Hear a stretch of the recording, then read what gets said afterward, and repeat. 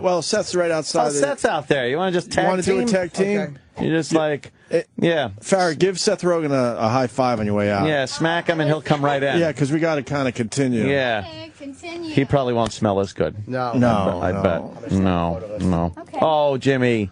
Jimmy loves the little picture. Aw. Hold on, did it turn out? Oh, there we go. Hey, Seth. Seth. What's up, man? How you doing? Thank you, guys. You know Farrah?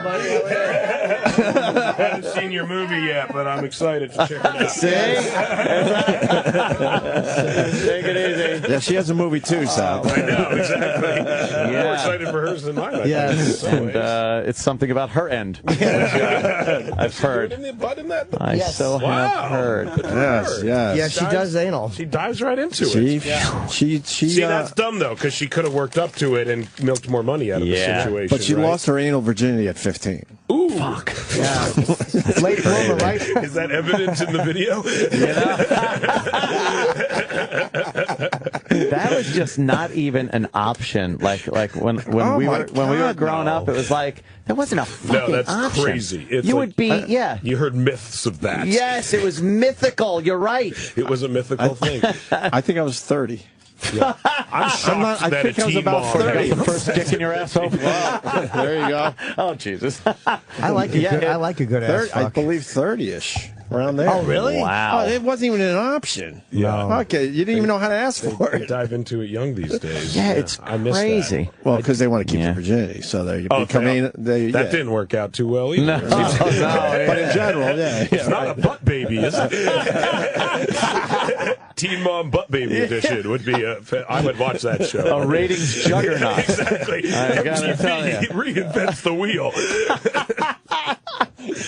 Well, that was nice having her in here. She's sexy, man. Well, yeah. She was very attractive. Yeah. She's very thin, long legs. Yeah, Fake breasts? I think they are. She got them augmented. Augmented. They use the word augmented All that these sexy days. talk you have, Jimmy. No, it says in the bio. Augmented. Your tits are so augmented. That's a gross word. It is. Yeah. It's what not you do to a sexy. machine. I augmented my car.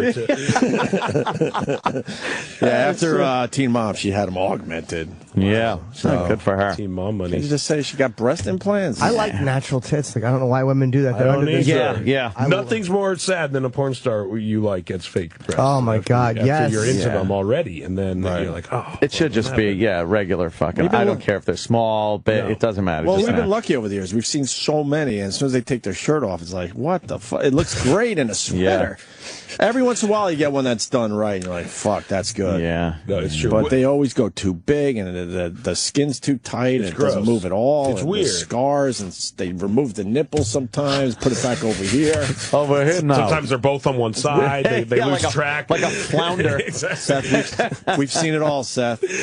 Scars under the arm because they go under the arm. They go into the arm. Then we had a broad on that pumps up her own boobs. No shit. Yes, she puts her own saline in, depending on what she has to do. Like Liberace's dick. Yes, Liberace. Yeah. Did you see that movie? I made it halfway through. I didn't finish it. No, huh? I will. Not because of that. It is hard to continue watching after you come. Exactly, I know. I'll finish it later. I like to keep it fresh. We got what's his name coming in tomorrow, right? Scott Thorson. Scott. The actual guy? Yeah, we got the actual guy tomorrow. I gotta ask how big Liberace's cock was. I mean, who doesn't want to know that? You got to know. Of course, you're a journalist. Yeah, you have to ask those questions. You think he had a hammer? I don't know. Maybe because he wanted to fucking. Did you see the movie? I saw the first half, but he talks about how What doesn't happened? he have like an, Why he has did an you watch- augmentation. Yes. Why Yes. did you watch the second? I actually just fell asleep. Oh, Like it okay. wasn't like a purposeful. Like fuck this shit. Seth blew a load and dozed off. Exactly. Yeah. Just not off in your own I mess. came and I did it. Yeah. I'll save That was fucking amazing. Yeah, I'll save the other half for later. For next weekend. That was good. Yeah, I would like Michael to Douglas was ask has The to win something. performances are Amazing. unfucking Really good. believable. Yeah. He's That's what I was unbelievable saying. in it. Matt Damon. Rob Lowe's Rob Lowe. unbelievable. Hilarious. He's so fucking funny. He's so funny. What in a it. creep. Yeah. Yeah. But was of laughing course, at it. we're here to talk about your movie. Okay, sure. This is the end. I'll talk about butt babies more. Yeah. I saw This Is the End, man. Fuck, Man. I loved it. Thank you so much, Absolutely man. loved it. I really appreciate that. And I haven't loved a comedy in a while. It's been a couple of years now. It's tough to make a good Very one. tough to make a good Why do you think comedy, it's yeah. tough? I think it's tough to let them leave you alone, honestly. Like, that's what I found is the most tough, is to resist, like, you know, money, honestly. Like, there's, like, you have to, like, make movies for, like, cheaper than you can make them for. Is, like, what's a little counterintuitive.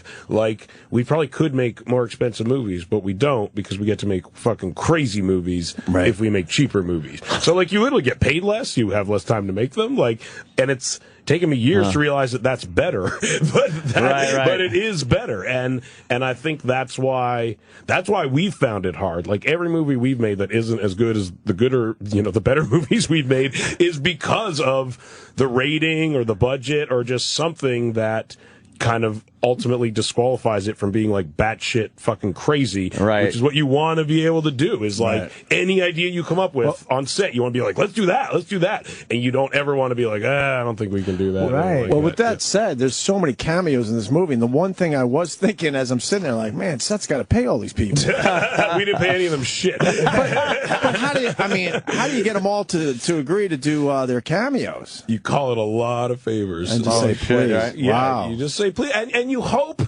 You know, I do stuff that people ask me if I think it's funny. Like, if you're, again, if, like, there's so few actually funny things out there that if there's something that you feel like might be funny, then you just do it. Like, you want to do a Vine with me? Yeah, exactly. That's about the amount of time I commit to those things. But I can only commit to the first 2 seconds. Yeah, I'll do the first cut of the Vine.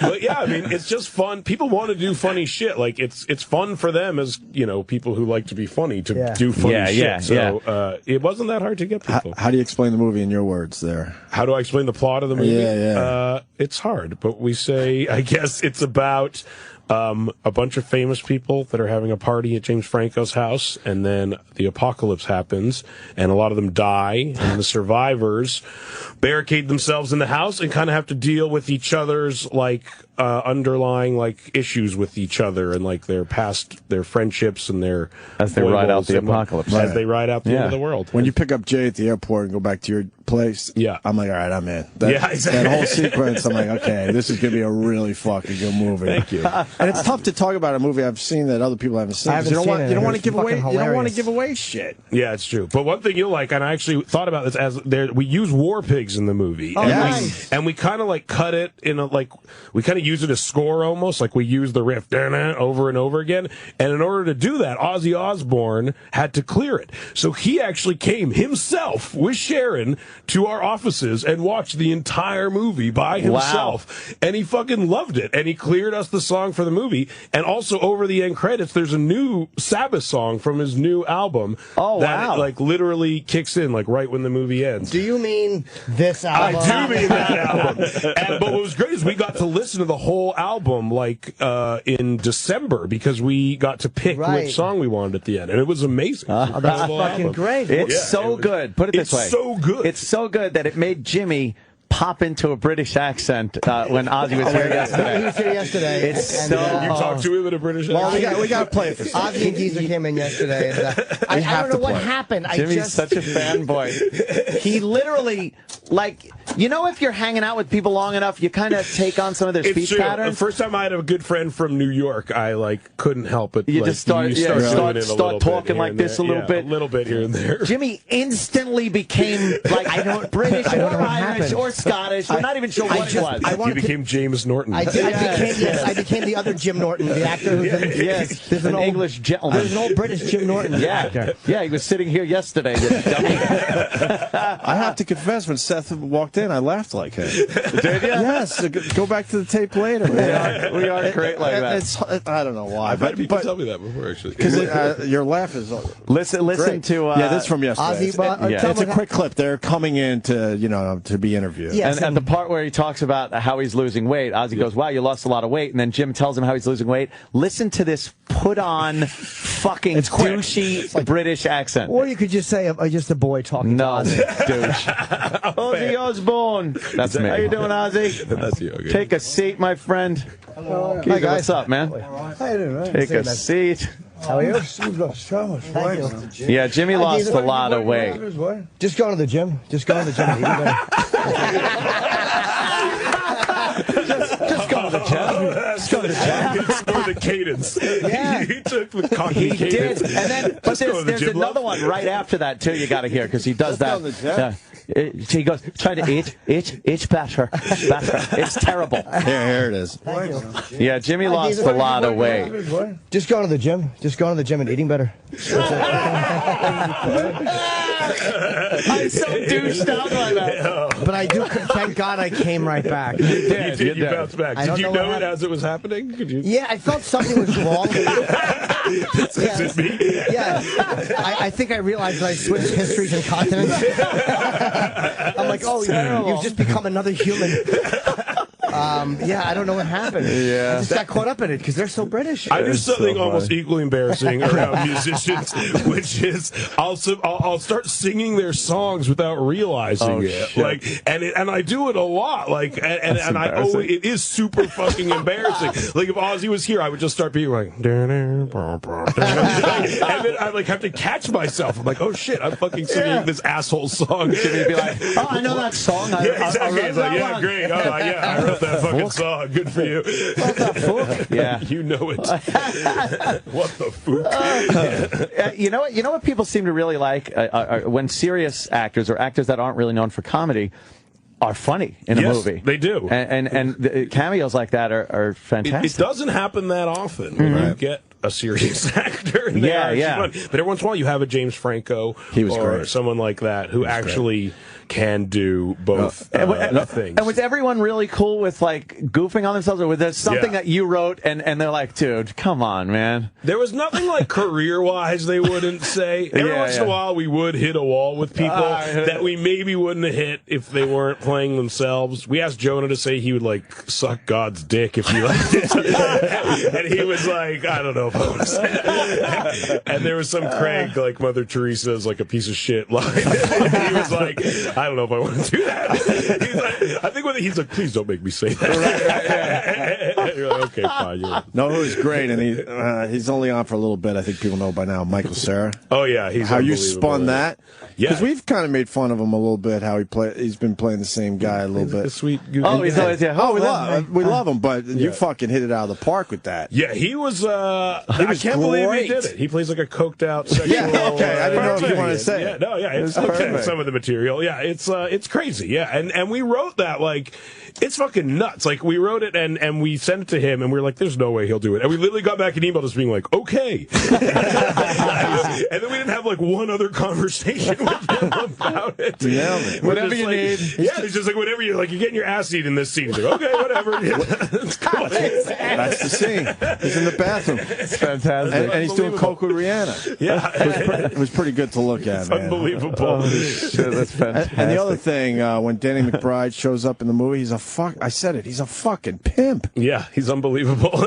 He's McBride's like the funniest unfucking guy ever. Like, when he's on, there's nobody fucking funnier than that guy. It's crazy. Like, he kills all of us. And he's so, like, ruthless. Like, he really, like, he came to the set, like, he came to filming, like, a few weeks after we'd been filming, and I just kept emailing him being like, we're really going at each other pretty hard in here, so, like, bring your game. And he just, like, decimated everybody. Like, it was that James Franco didn't suck any dick last night. Like, he would just like call it, like everyone was just like, holy shit, this is insane. Did you guys have room to just improv? Yeah, a lot of it good, was we improvised. It seems like it. Yeah, especially when you're ourselves, you want to you know, like really give the guys freedom to. And you hang out with each other, not on a regular basis, but that's kind of the group of friends, really. Yeah, I mean, like I have like probably a closer group of friends that I see more regularly, but people like Jay Barish, Craig Robinson, I actually see a lot. McBride, I see a lot. Franco, I see quite a bit. Yeah. Like all these guys were like invited to or at my wedding, and like I at theirs. Like we're actually really good friends, so it's nice to work with them. You got a name for your group of people? Exactly. Like the Bratch Pack?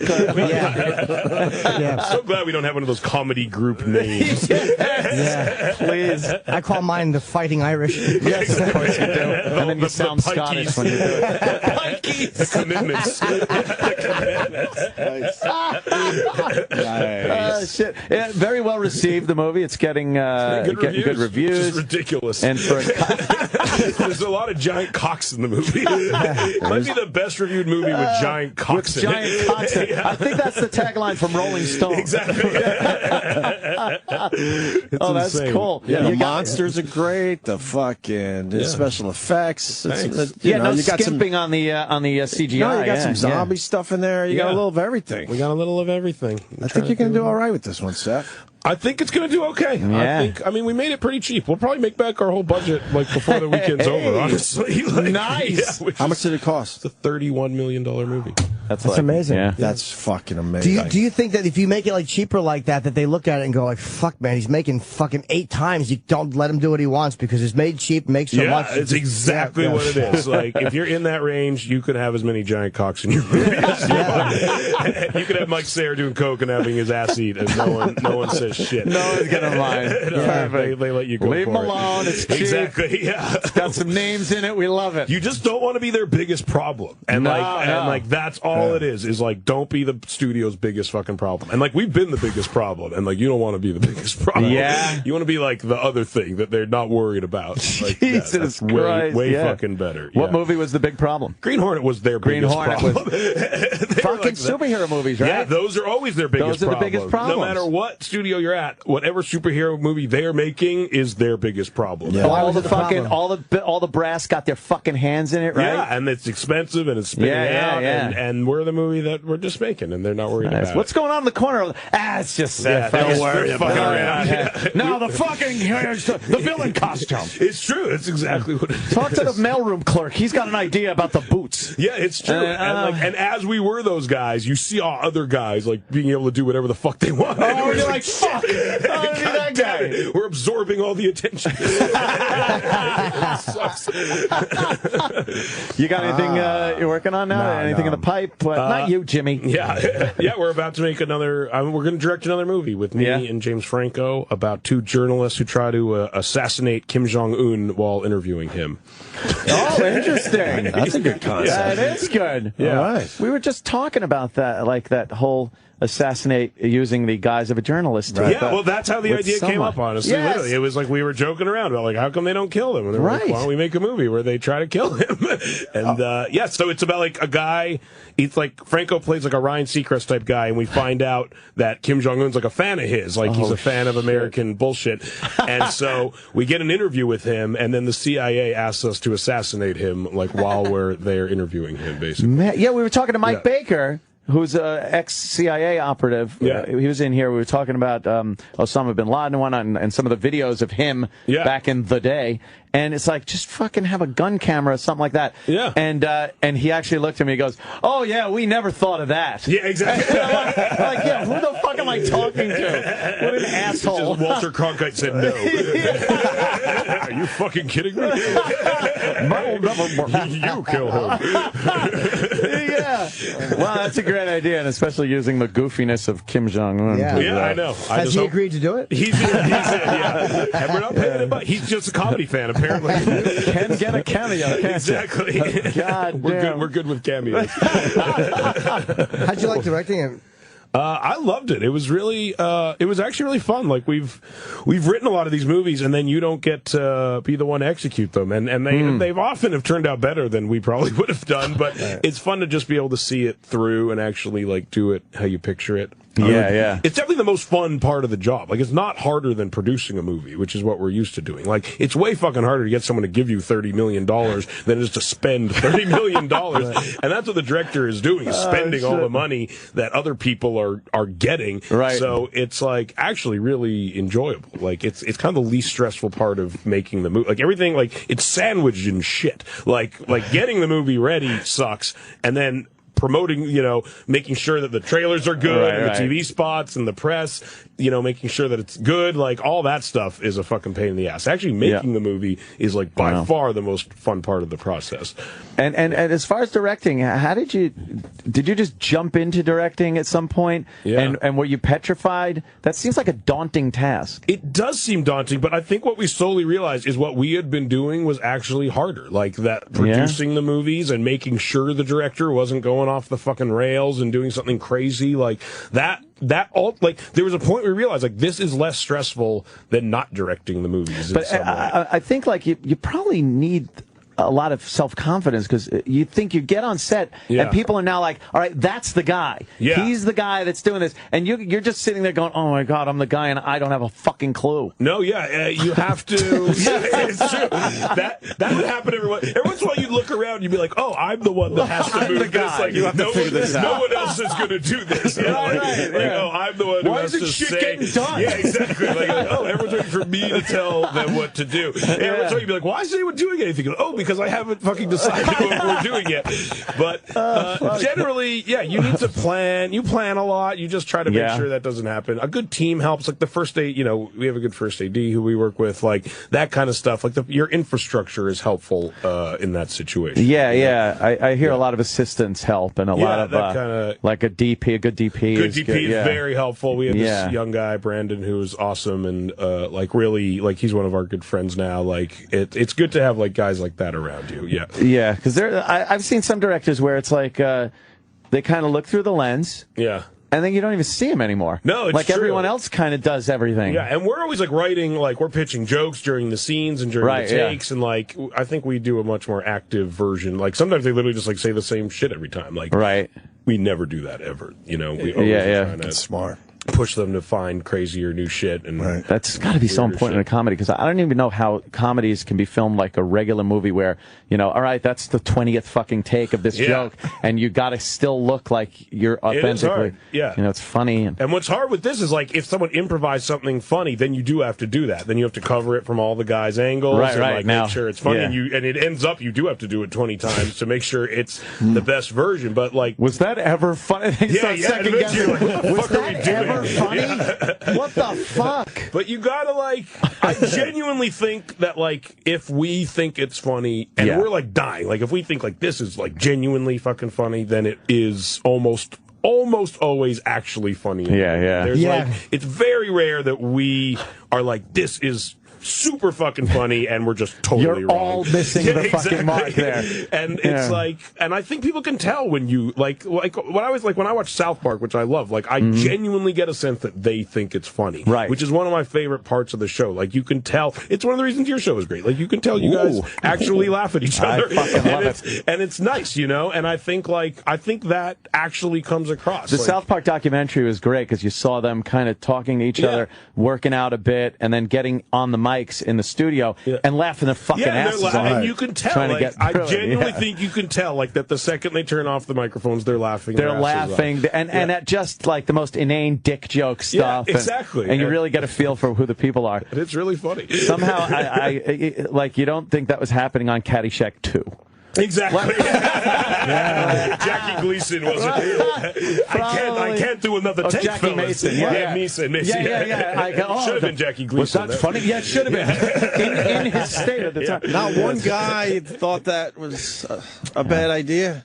Exactly. Comedy sequels are tough. We've never done one. But that one wasn't even close. No. It would be great if it was a comedy sequel, but you just made it into a drama and told nobody. Right. Yeah. How disappointed everybody would be. Kind of what Caddyshack 2 did. And Arthur went fucking serious. Oh, Arthur 2 on the rocks. On the rocks. Who thought that was an idea? Sister Act 2 might be the best comedy sequel. Yeah, there you go. That could work. It might be the only one that is good. It is. You know what it is? I guess you have to put the same gags in stuff, and people have seen it already. They always do that in this comedy sequel. Oh, people laughed at that, so let's do it again. Yeah, but bigger. Yeah, bigger. And has there ever been a good comedy sequel? Not really. Fuck, that's a great question. Who did well? Austin Powers. I was going to say Austin Powers. Some of those, you know what? One of those stupid, the third one was on TV the other day, and I just put it on, and I was actually, this is pretty fucking funny. It's a genuinely funny shit in this movie. Yeah. Austin Powers pulled it off. Absolutely. I think those types of movies, I think Anchorman 2 will be funny. I think movies with no emotional weight or reality whatsoever.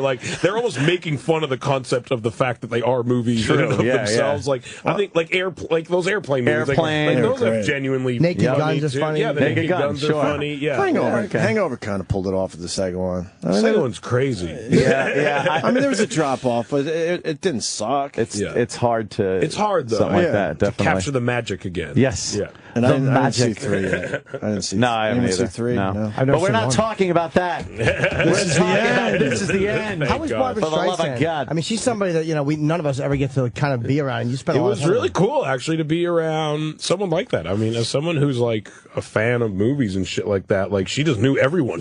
I would just, because I was in a car with her all fucking day, so I would just literally like rack my brain to think of like, God, like who could I ask her about? And it was great. Like I would just be like, you ever meet Elvis? And she'd be like, oh yeah, I met Elvis. She'd like 10 Elvis stories. And be like, you ever meet Peter Sellers? You're like, yeah, she smoked weed with Peter Sellers. She told me she had a great story. And she like knew like Marlon Brando. She went on a road trip with across the fucking country. Like she knew all these people and had amazing. And she would tell me these stories for like hours and hours. And she was cool. Super cool. Cool. She, she's been famous since she was like 16 years old, and she's been famous for like 50 years. So it's like, there's definitely some slight, removed from everyday reality things that are bound to. But I don't know if it's any more than any other Jewish lady who's around that age. But she tries to. She's very nice. Like she goes out of her way to try to be nice, to the crew, and she like buy ice cream for the crew and shit like that. Like she was nice. I gotta ask you something. When you're like, you spend a lot of time in a car, with her and stuff, and I'm sure that takes a long time. Yeah. You can't just cut a gasser in front of Barbara Streisand. No, you can't. It's tough. Can? No, you cannot. Oh, you cannot. can't. She would not be happy about it. Right. She would be vocally. Were there any unhappy instances about where you're like, oh fuck, I gotta really get got the fuck out of this fucking thing? Probably. I imagine I did. Every once in a while. Yeah, I would try to get up and walk around. Oh, I gotta stretch my You legs. gotta walk around a little bit. I'll be right back, Babs. I try to spread it over like a 30-foot radius usually. Yes, the more real estate you cover, the more it diffuses. I go to the crowd. I don't avoid a crowd. She probably wanted to fart in the car too, though. Yeah, she's sitting there like, oh my God, I wish she'd get out of here. Barbara Streisand doesn't fart. Did she ask you for any showbiz stories? No. I don't think, She would ask what we do. Like, she seemed kind of fascinated with, like, just kind of young people in general. Yeah. What do you do? Do you watch TV? You go on the internet? I would actually, she watches movies. I literally just watch, like, fucking Captain America at her house. Like, she watches every movie that comes out every weekend. Like, How cool it was is that? crazy. Wow, yeah. damn. She's going over to Barbara Streisand's house and watching a movie. And It was Captain very America. I know. You ever see Nuts? I like that. Yeah, it's great. With Dreyfus and Carl Malden. That was a good Funny movie. girl. She's great. She's a talented lady. Yeah. This is the end. It's in Yes. studio. Today actually comes out. It's in studios. What? Studio. It's in theaters. That's what we say across the pond. It's in studios. It's in cinemas now. Go to cinema. Yes. It comes out 12 June in cinemas. Yes. I think it's going to go well with the people who are in university. Yeah, very good. This is the end. I heard it's fucking hilarious. I'm so annoyed I haven't seen it. I saw it, man. I fucking laughed the whole fucking It's time. actually very funny. And the Very reaction at the end was great. People were applauding, and they just loved it. There's a very good, almost a unanimously positive reaction. Any Hal Needham blooper reel at the end? No, Reynolds. we didn't. It's hard to resist doing it because you just know, like, people will love this. This will play through the roof. Franco can't even fucking have a straight face. Our editor's actually the one who was just like, no, I'm not fucking doing this. He's like, we got a good ending. This is fucking bullshit. Let the people leave the fucking theater. At least there's one person with integrity that works on the movie. He's like, I'm not fucking doing that. That's good to have an editor with integrity. It's true. We were just talking the other day how it's awkward when you're leaving and then you have to stop and just stand in your spot. Oh, there's more. And you're laughing your ass off, but it's like you don't know what to do. Do I go back to my seat for a couple minutes? When you're slowly walking up the aisle with your head turned around to the screen, bumping into people. Peter Sellers was livid that they did a blooper at the end of fucking Bean. Really? I could Livid. imagine it kind of, in a way, like, undercuts the entire Totally movie, undercuts the movies. And, like, I Yeah. actually hate that fucking outtake. Like, it's super bizarre. Was there only one? I don't remember. I know. Yeah, it's him trying to get through the speech of, like, and he told me to tell that honky motherfucker that he should, like, and he can't, and he keeps laughing, but, like, I think it's the same take, like, they show, like, it's like over and 6 over. attempts of him trying to get through the same and thing. he was fucking furious at I that. could totally see why. It'd be like Yeah, at the that's end of like fucking Forrest Gump showing Tom Hanks be like, look, life is... Oh, I can't, guys. I can't. It takes away It's from like, the you've moment. just taken us on a magical fucking journey with a lovable idiot. Don't undercut it. It's also like showing you making mistakes. I bought into this lovable moron. Right. That's crazy. It was like going to your mechanic, and it's like, here's your fixed car, but here's what happened. Exactly. Along the way. He's banging his knuckles and fucking spills oil all over your interior. He's cursing out yelling racial shit. Your mother's a whore. Yes. Now the blooper reel at the guy that made your sandwich. My scab fell in it. Who directed Being There? Hal Ashby. It was Hal Ashby. Okay. Was. And he's one of the great directors of all time. No, but here's how phony I am. I said it was Hal Ashby. Like, that's what I had been thinking. I wasn't. You weren't thinking that? No. It was big time Hal Ashby. I just No, I was going to say that, but I had no idea. What's worse is when somebody says, like, who somebody was, and they go, yeah, that was fucking, Mike Smith. And you're like, Mike Smith, right. And then they go, oh, no, it was Matt Smith. And you're like, you already made it like you knew Mike Smith. It's so fucking embarrassing. Yeah. It's like, no, I know that guy. I was supporting you on the journey. I didn't want to leave you hanging out there. I was helping you out. Yeah. Don't get mad at me because I lied. That could have been embarrassing for you. I didn't want to do that. Yeah. Right, exactly. Oh, I'm going to use that tech next time I fuck that up. It's a technicality. I'm helping you, you fuck. I got to ask you about Superbad. I'm looking at your bio really fast. At age 13? Yeah, we started writing. You co-wrote a rough draft at age 13 for Superbad? Yeah, we started in and high it school. shows. It's exactly. It's a perfect adolescent kind of a.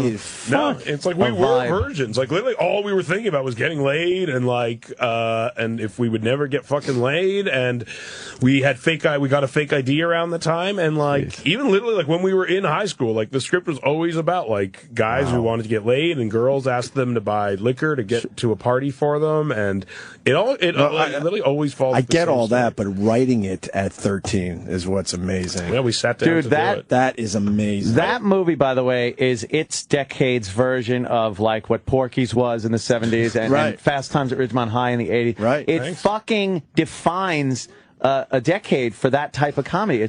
I love it. It's weird, but I've worked with younger people now. As I used to always be the youngest guy in the movie, and now I'm not, which is fucking terrible. But now you work with the younger guys, and it's they're like, I grew up watching that movie, and you're like, fuck. How old's the movie now? Fuck. It came out it's 7 years old. That's but I guess if you're old. in your late 20s, then you were in college when it came out, basically. Amazing. You haven't changed much, because I saw recently Freaks and Geeks and stuff, and it's like, you're still kind of the same guy. He's still the same fucking guy. I almost look better than I did then in some way. Yeah, you had to kind of grow into yourself. It's true. I'm less awkward now. Still smoke the weed? Yeah, definitely. Nice. For sure. And it's so it's great. It's great. It's fantastic. Have you tried it? It is fascinating too for people that don't know you and your people that you hang out with, to see you with people that you hang out with and you're in movies now. It's like, hey, look, he's with James Franco in this.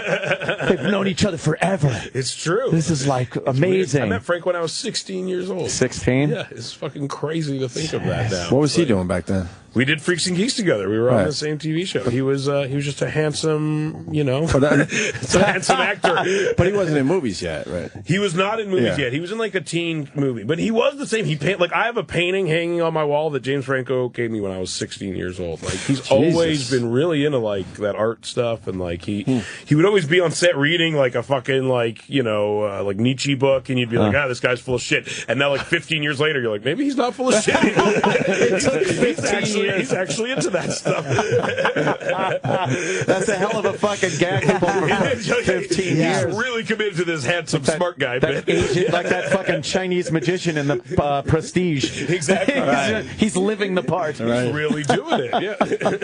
Well, we got to get Seth out of here. Yes, that's very busy today. A lot of press. A lot of press today. Fucking thanks for coming in, Thank you guys. man. I actually listen to the show all the time. Really? I actually do. Sorry. That's pretty all cool. the fucking time. I'm a good actor qualified to be in film. True. Stop.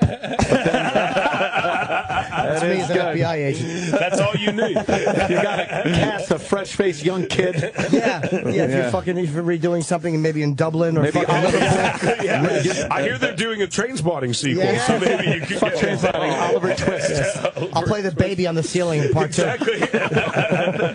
You're probably what it would look like now. Oh, fucking Seth Rogen. Rising the role. Thank you very much. Right, Thanks so much, man. This is the Ed Opens today. Wow. Okay. And Seth Rogen on Twitter. Another one to follow on Twitter. We'll be back. The Opie and Anthony Show.